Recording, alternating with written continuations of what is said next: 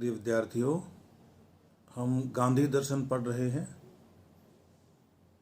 और हमारी चर्चा चल रही थी कि भारत के राष्ट्रीय स्वतंत्रता संग्राम में महात्मा गांधी की भूमिका क्या रही। दक्षिण अफ्रीका से लौटने के बाद गांधी जी ने इस देश को समझा और अपनी सत्याग्रह की तकनीक से विभिन्न आंदोलन करके इसे जगाया। जागते जागते यह देश 1942 तक आ गया, जब गांधी जी ने भारत छोड़ो आंदोलन प्रारंभ किया। हम भारत छोड़ो की बात कर रहे थे पिछले अंक में, बात आधी ही हो पाई थी, लेकिन हमने यह देख लिया था कि गांधी जी ने करो या मरो का नारा दिया। गांधी जी ने यह स्पष्ट कह दिया कि अब मैं अंग्रेजों से कोई समझौता करने वाला नहीं हूं, आजादी से कम पर कोई बात नहीं होगी। एक वृहत कार्यक्रम तैयार किया गया जिसमें जनता के अलग अलग वर्गों से अलग अलग तरह के आह्वान किए गए थे। जैसे सरकारी कर्मचारियों से कहा गया था कि आप नौकरी न छोड़ें, लेकिन आप कांग्रेस के प्रति अपनी निष्ठा अवश्य प्रकट कर दें। विद्यार्थियों से ये कहा गया था कि आप में यदि इतना आत्मबल हो कि आप आज़ादी प्राप्त होने तक लड़ते रहें, तब तो आप अपने स्कूल और कॉलेज छोड़िए। इसी तरह से काश्तकारों के लिए, जमींदारों के लिए भी अलग अलग तरह के निर्देश थे, लेकिन नेताओं की गिरफ्तारी हो जाने के कारण ये जो निर्देश थे ये सार्वजनिक हो नहीं पाए विधिवत रूप से, लेकिन उसके बाद भी लोगों को कार्यक्रम समझ में आ गया और यह आंदोलन पूरे देश में भड़क गया। जब आप 1942 के भारत छोड़ो आंदोलन की पृष्ठभूमि जानने की कोशिश करेंगे तो आप पाएंगे कि यह आंदोलन कांग्रेस के अंतर विरोधों से भी जन्मा हुआ है। कांग्रेस के भीतर अनेक प्रकार के गुट बन गए थे जो आज़ादी प्राप्त करने के अलग अलग रास्तों में विश्वास करते थे, अलग अलग रास्तों पर चलने में विश्वास करते थे, लेकिन अंततः वही हुआ जो होना चाहिए। नेतृत्व गांधी जी के हाथों में सौंप दिया गया और उन्होंने भारत छोड़ो का आह्वान किया, करो या मरो का नारा दिया और अंग्रेजों ने उन्हें कैद कर लिया, जेल में पटक दिया। पूरे देश में विद्रोह का माहौल हो गया। मैं एक बात स्पष्ट कर देना चाहता हूं पहले ही, और इसका जवाब भी दूंगा जब उचित समय आएगा, और वह समय आज ही आ जाएगा, इसी व्याख्यान में आ जाएगा। वह यह है कि गांधी जी जो अहिंसक आंदोलन के पक्षधर थे, अहिंसक आंदोलन के समर्थक थे, इस आंदोलन में इतनी हिंसा होने के बाद बोले क्यों नहीं। गांधी जी बोले भी थे और गांधी जी ने अपनी तरह से प्रतिक्रिया भी दी थी, तो वह बात करेंगे, लेकिन बीच में जो थोड़ी सी बात रह गई है उसको मैं पूरा कर लेता हूं। तो पूरे देश में कहीं पर पोस्ट ऑफिसेज पे हमले हो रहे हैं, कहीं पर रेलवे स्टेशंस पर हमले हो रहे हैं, कहीं पर संचार साधनों को काटा जा रहा है, कहीं पर सत्याग्रही जेल जा रहे हैं, कहीं पर रेलगाड़ियों पर झंडा फहराया जा रहा है, राष्ट्रध्वज फहराया जा रहा है, नेताओं को, लोगों को गिरफ्तार किया जा रहा है, उन पर जुर्माने लगाए जा रहे हैं, उनकी संपत्ति कुर्क की जा रही है। यानी पूरे देश में जितना दमन अंग्रेज कर सकते थे उतना उन्होंने किया। लेकिन याद रखने की बात यह है कि इस आंदोलन का कोई भी बड़ा नेता नहीं था। गांधी जी ने आंदोलन का आह्वान कर दिया, उनको जेल में डाल दिया गया। धीरे धीरे जो पहली बार में तो सभी बड़े नेताओं को जेल में डाल दिया गया था, किसी को कहाँ और किसी को कहाँ। उसके बाद में जो भी अंग्रेजों के हाथ आया नेता, उसको उन्होंने पकड़ लिया, उस पर कार्रवाई की। लेकिन उसके बाद भी इस देश के नौजवान, इस देश के युवाओं ने, इस देश के छात्रों ने इस आंदोलन को गांव-गांव तक पहुंचाया और लोग इसमें शामिल हुए। तो मैं ये कहना चाहता था कि देश में मार्शल लॉ नहीं था, लेकिन उसके बाद भी स्थितियां उससे कम नहीं थी। पूरे देश में एक भय और आतंक का वातावरण बनाया गया और ये अंग्रेज तय कर चुके थे कि इस बार कांग्रेस को पूरी तरह से खत्म करना है। मैं पहले ही कह चुका हूं कि राष्ट्रीय आंदोलन का उस समय एक ही चेहरा था, वह था कांग्रेस। और इस कांग्रेस को 1947 के बाद के कांग्रेस से जोड़कर मत देखिए, दल वही है, लेकिन 1947 के में जब देश आज़ाद हो गया तो कांग्रेस के काम करने का तरीका स्वाभाविक रूप से दूसरा होना था और कांग्रेस के साथ हर कोई हो भी नहीं सकता था, लेकिन उसके पहले कांग्रेस इस देश का चेहरा था, इसमें कोई संदेह नहीं है, जिसके नेताजी गांधी थे। सुभाष बोस भी रहे, जवाहरलाल नेहरू भी रहे, पता नहीं कितने नाम हैं जो प्रारंभ में आप कहाँ गोपाल कृष्ण गोखले से शुरू कर दीजिए, फिरोज शाह मेहता से शुरू कर दीजिए, फिर लाल बाल और पाल तक आ जाइए और उसके बाद गांधी जी, फिर नेहरू जी, पटेल, जयप्रकाश, कितने ही नेता इसमें रहे और उन्होंने अपने अपने तरीके से इस देश को आज़ाद कराने में अपना योगदान दिया।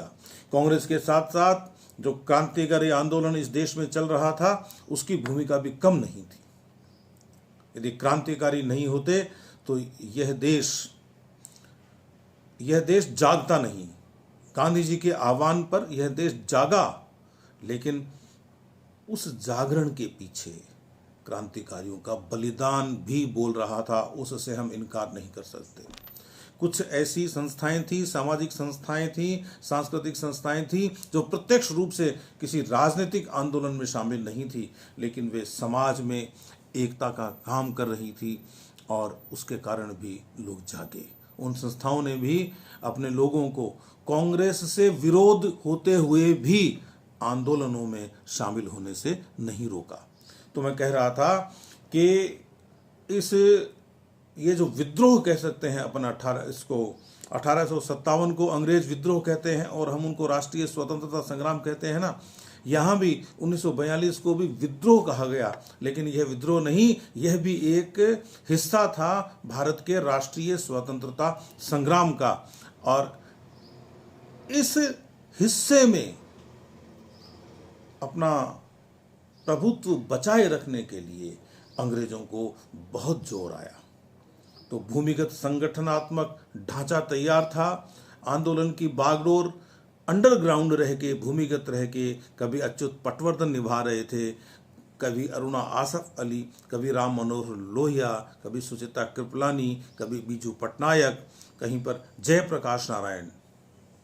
ये सारे लोग राष्ट्रीय आंदोलन में शामिल लोग थे और इन लोगों को पैसा भी चाहिए था, इन लोगों को बम भी चाहिए, इन लोगों को बारूद भी चाहिए, हथियार भी चाहिए, खाने पीने को भी चाहिए।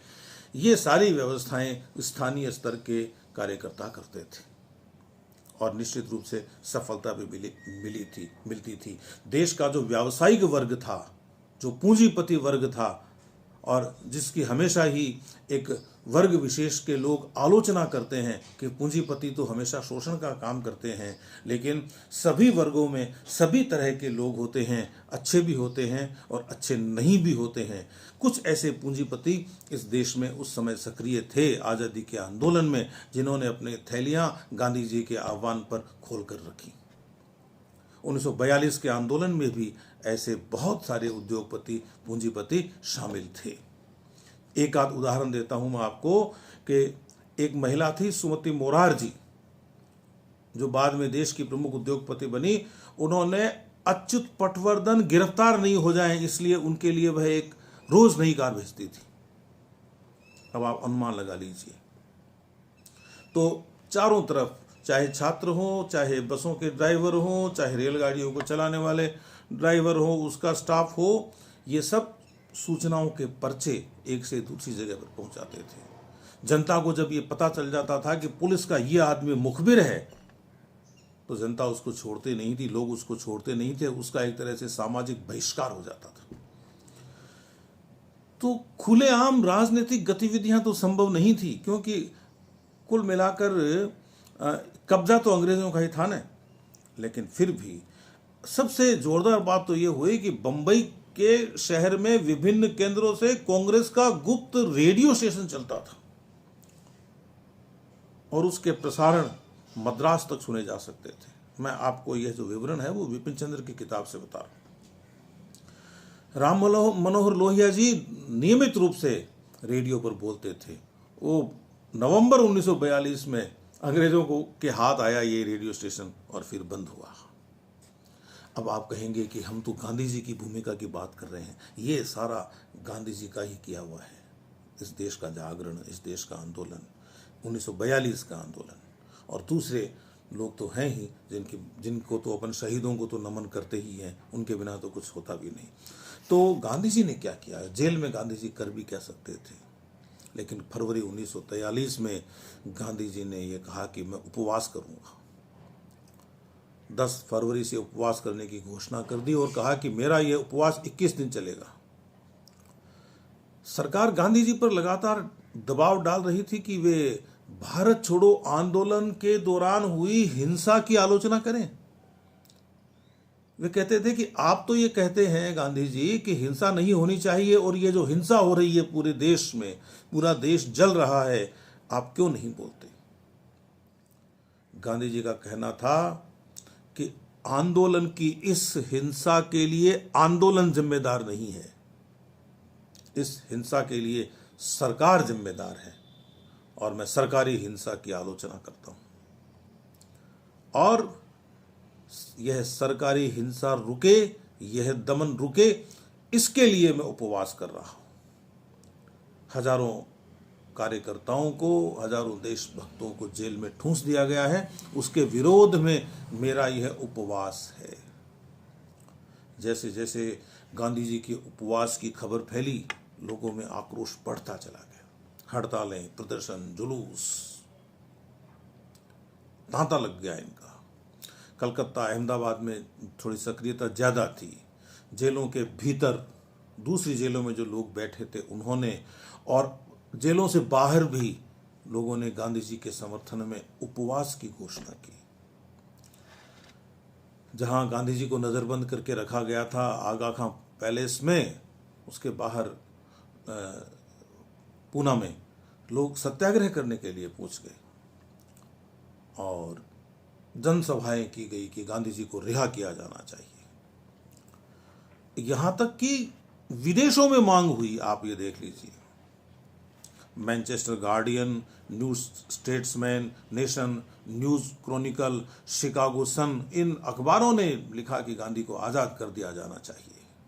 उनके स्वास्थ्य को देखते हुए और देश के हालात को देखते हुए वे बाहर होंगे तो नियंत्रण कर लेंगे। ब्रिटेन की कम्युनिस्ट पार्टी ने कहा कि आज़ाद कर देना चाहिए। ध्यान देने की बात है, कम्युनिस्ट पार्टी कह रही है। और लंदन में और मैनचेस्टर में नागरिकों ने पत्र लिखा। विमेंस इंटरनेशनल लीग ने कहा, Australian council of trade union ने कहा, सिलोन स्टेट काउंसिल ने कहा कि गांधी जी को आज़ाद किया जाना चाहिए। और उधर अमेरिका ने भी ब्रिटेन पर दबाव बनाया कि ये आप क्या कर रहे हो।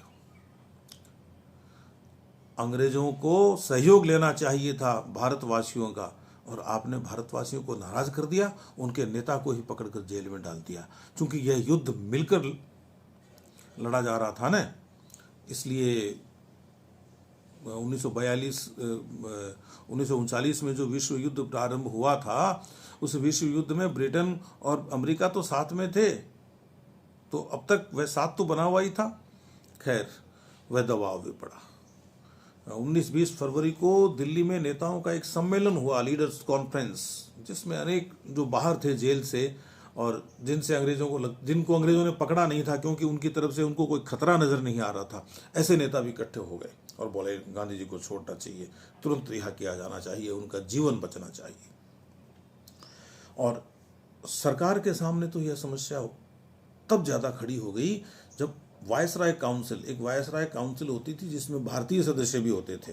तो वायसराय कार्य परिषद के 3 सदस्यों ने, एक तो उसमें MS एनी, एक NR सरकार और एक HP मोदी, इन्होंने कहा, इस्तीफा दे दिया इन्होंने, बोले गांधी जी को आज़ाद करो। जबकि ये वही लोग थे जो भारत छोड़ो आंदोलन का विरोध करते थे, अंग्रेजों का समर्थन करते थे, लेकिन अब उनको लगा कि यदि गांधी जी को कुछ हो गया तो यह इल्ज़ाम हमारे ऊपर आएगा, इसलिए उन्होंने इस्तीफा दे दिया। और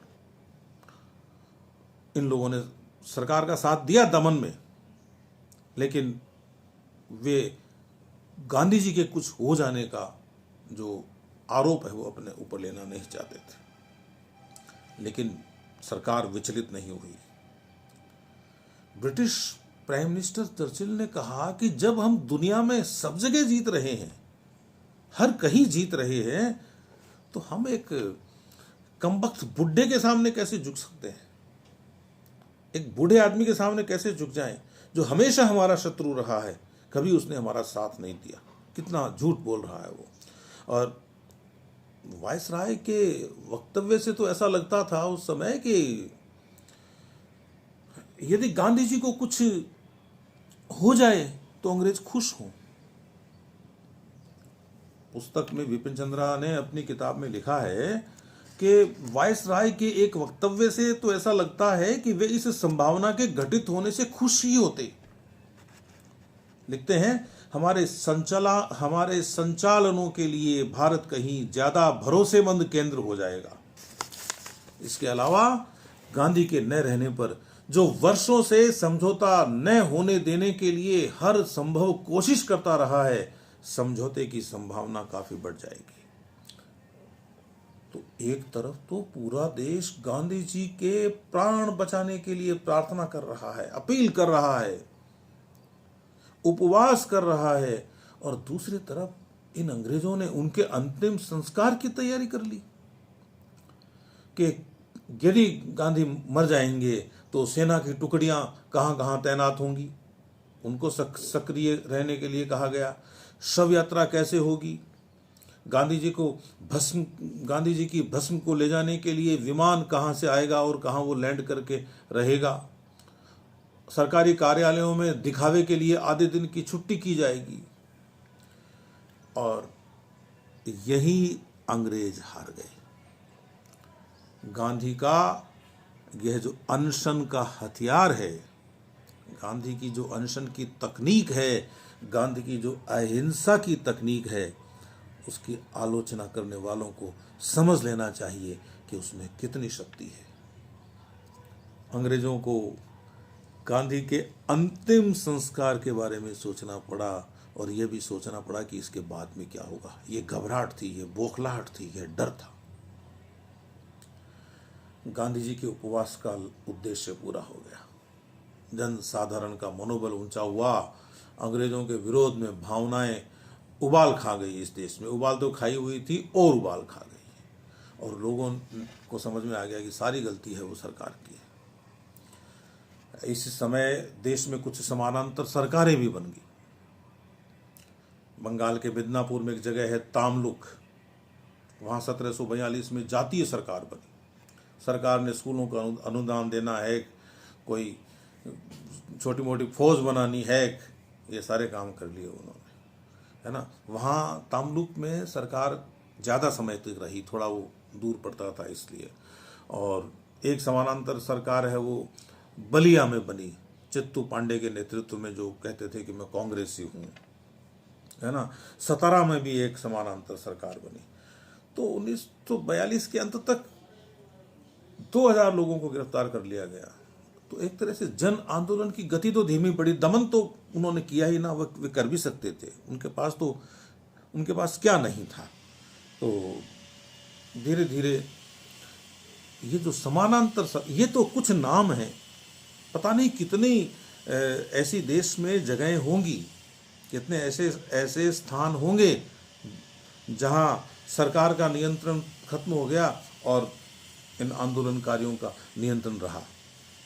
उसकी घोषणा होना न होना एक अलग बात है। बैंकों में डकैतियां पड़ने लगी, पैसा लूटा और गरीबों को बांट दिया।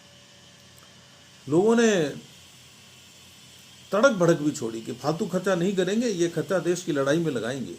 गांधी विवाह होने लग गए, बिना खर्चे के विवाह, और उसमें अछूतों को आमंत्रित किया जाता था कि गांधी जी कहते हैं सब एक। तो बहुत सारी चीज़ें जो अंग्रेज़ों को परेशान कर सकती थी इस देश में चलती रही। देश भर में एक वातावरण बन गया। किसानों के पास पूरा मौका था, लेकिन उन्होंने जमींदारों पर हमले नहीं किए।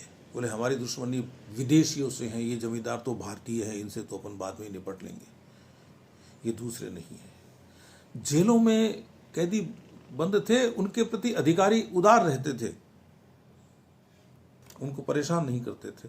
तो अंग्रेजों की समझ में आ गया कि अब नींव हिल गई है, अब रुका नहीं जा सकता। कम्युनिस्ट भारतीय अपनी जो भारत की जो कम्युनिस्ट पार्टी थी, उसने भारत छोड़ो आंदोलन का विरोध किया और अपने कार्यकर्ताओं से कहा कि आप इसमें भाग नहीं लेंगे। उसके बाद कम्युनिस्ट पार्टी के कार्यकर्ताओं ने राष्ट्रीय आंदोलन में भाग लिया। आम कार्यकर्ता जो होता है, उसको जो सामने लक्ष्य दिखाई देता है उससे मतलब होता है, उसको वैचारिक भोजन नहीं चाहिए। तो कहा कि हमारे नेता ठीक हैं, फांसीवाद का विरोध है जर्मनी में और इटली में, जो नाजीवाद और फांसीवाद चल रहा है, हम उसके समर्थन में नहीं है। बेशक प्रीडेंस जीत जाए, लेकिन यहां भारत में हम उनको नहीं रहने देंगे। इस आंदोलन की सबसे बड़ी बात यह थी कि यह आंदोलन स्वतः स्फूर्त हो गया। बाद में कांग्रेस का आह्वान था, लोग नेतृत्व कर भी रहे थे, लेकिन ज्यादातर स्थान देश के ऐसे थे जहां इस आंदोलन का कोई बड़ा नेता नेतृत्व नहीं कर रहा था। जनता ही नेता और जनता ही कार्यकर्ता, ये एक बहुत बड़ी बात थी। हालांकि इसके पहले के आंदोलनों में भी यह स्वतः स्फूर्ति जैसी स्थिति बनी, चाहे वह असहयोग हो या सविनय अवज्ञा हो। लेकिन भारत छोड़ो में तो स्थिति बिल्कुल स्पष्ट, पहले गांधी जी को जगाना पड़ता था। असहयोग में तो गांधी जी को बहुत जोर आया। उसके बाद में सविनय अवज्ञा में भी उन्होंने बार बार रोका भी इसीलिए ना अपना आंदोलन, कि भाई हिंसा होती है। असल बात ये थी, हिंसा एक कारण था उनका, मानी बात, लेकिन असल बात ये थी कि देश तैयार भी तो नहीं था ना। एक सीमा के बाद में, एक दमन के बाद में जब उठ नहीं खड़ा पाए देश, तो फिर यह संदेश देने में क्या फायदा कि दमन कर दिया गया और हम हार गए। अब तो स्थिति यह बन गई थी कि दमन करने के बाद भी देश जागा हुआ था और कुछ अंग्रेजों को समझ में नहीं आ रहा था कि अब करें क्या। तो बिना एक बहुत बड़े नेतृत्व के सामने आए, जनता द्वारा जनता के लिए किया गया आंदोलन, यह भारत छोड़ो आंदोलन था। यह आपको ध्यान रखना चाहिए।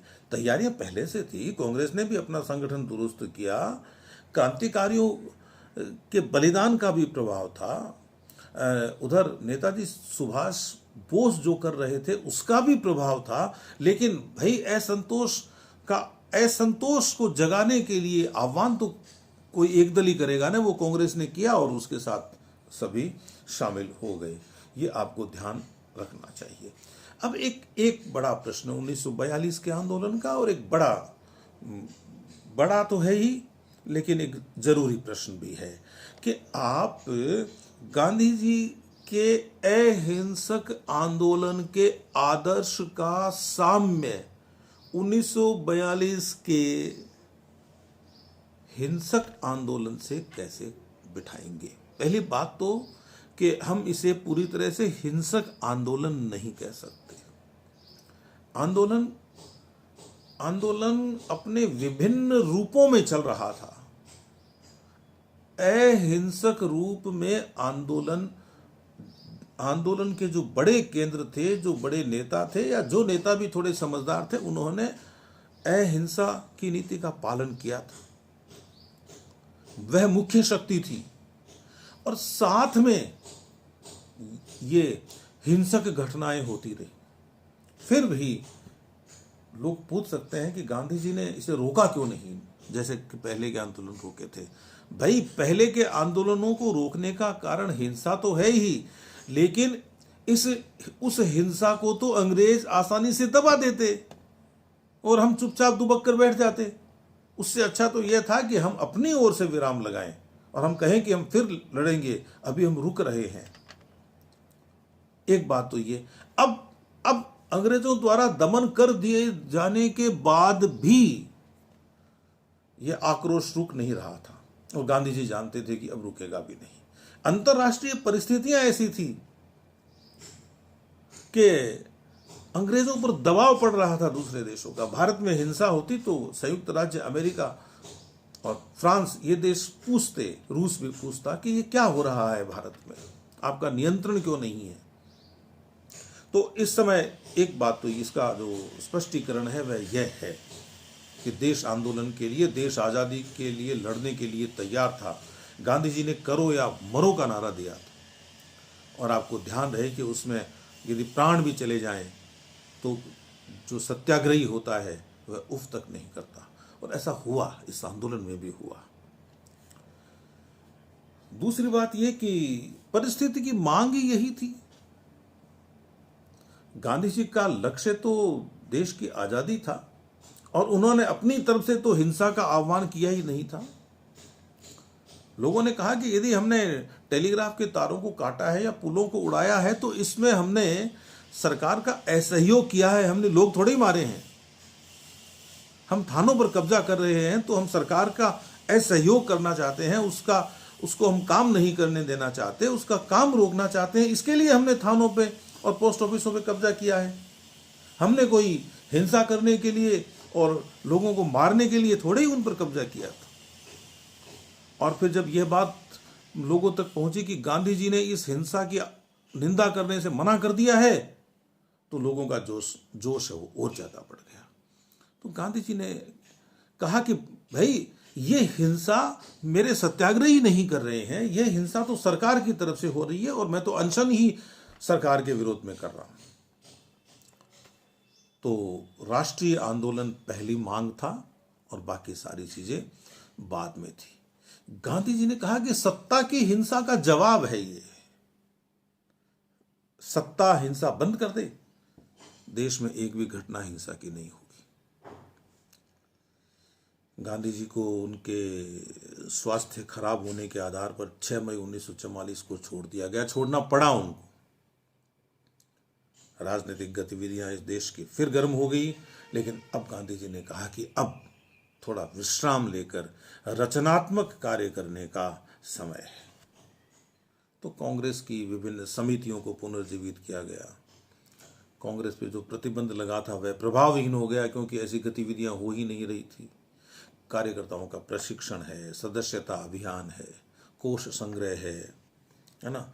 लेकिन सरकार ने तो यह देखा कि ये जो इकट्ठे होते हैं रचनात्मक कार्यक्रम के नाम पर, ये अंग्रेजों के खिलाफ साजिश करते हैं, तो इन पर पूरी नजर रखी जाती थी। अब दमन तो वे कैसे कर सकते थे, शांतिपूर्ण तरीके से अपना प्रशिक्षण कर रहे या विचार विमर्श कर रहे लोगों का, लेकिन उनकी नजर पूरी रहती थी।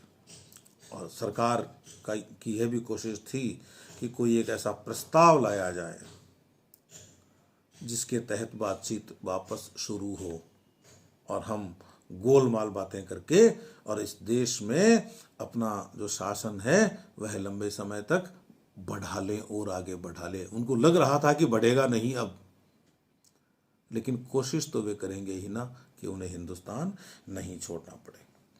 वेबल प्लान आया, शिमला सम्मेलन हुआ और एक तरह से जो टकराव की स्थिति थी वह दूर हुई।